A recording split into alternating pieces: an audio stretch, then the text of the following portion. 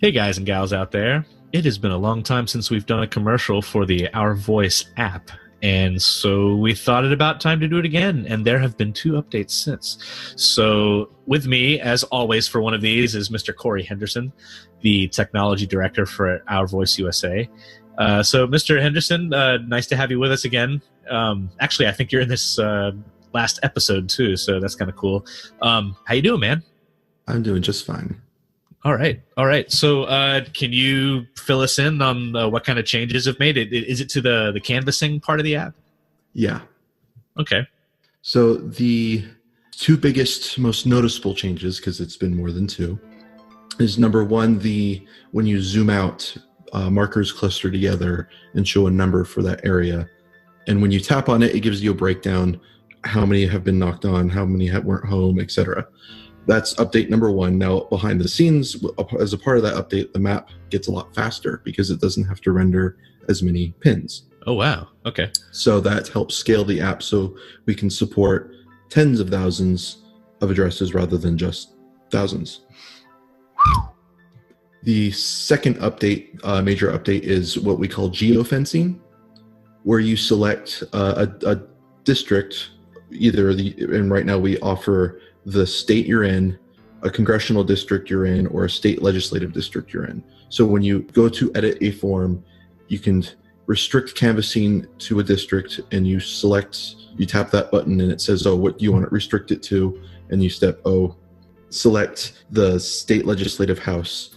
And then when you load the map, there's a black line drawn, that's the district. And if you try to drop a pin outside it, it will give you an error. Wow, so that should significantly cut down on any kind of mistakes made in the data collection, right? That's right. Okay. Will you be able to draw these lines yourself, or are they just kind of a preset shape based on what it currently is? These ones are preset, and they're available on our website. That's where the app gets the data from. In the near future, you'll be able to draw your own, and that's called turf cutting. Turf cutting. Okay.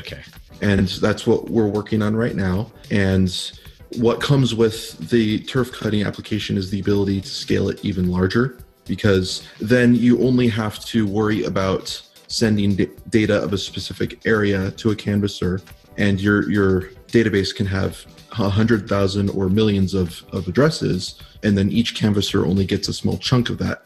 So the app already being able to handle tens of thousands of addresses can be supported with a backend of millions.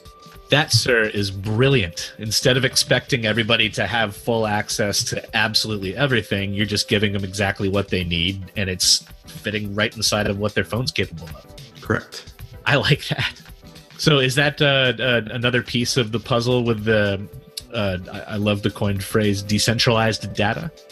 Yes, because you're operating on data, geographically near you, and you don't care about, nor does the operator of a canvassing operation want you to have all the data anyway. So by everybody contributing their small chunk of data, then it becomes decentralized. Well, that's what I call teamwork. Yep. Yeah. As an IT guy, I look at the world through ones and zeros and bits and lots, and then the human comes in and puts the correct label on it. So teamwork, yes.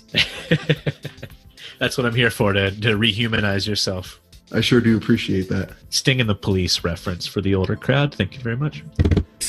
Are there any other updates to the app there, Corey? There's lots of little things. I've had some great feedback from the people who are using it quite successfully, I might add.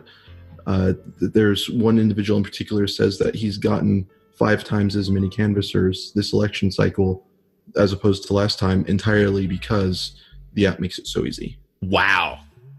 That is definitely the kind of feedback you need to hear, huh? Yeah. And then, you have lots of people who give their feedback. Now, a lot of people are afraid to criticize something they like. And whenever I talk to someone about it, I be sure to emphasize, I appreciate, you giving so much praise. Is there anything I can do to make it better? That's a good point.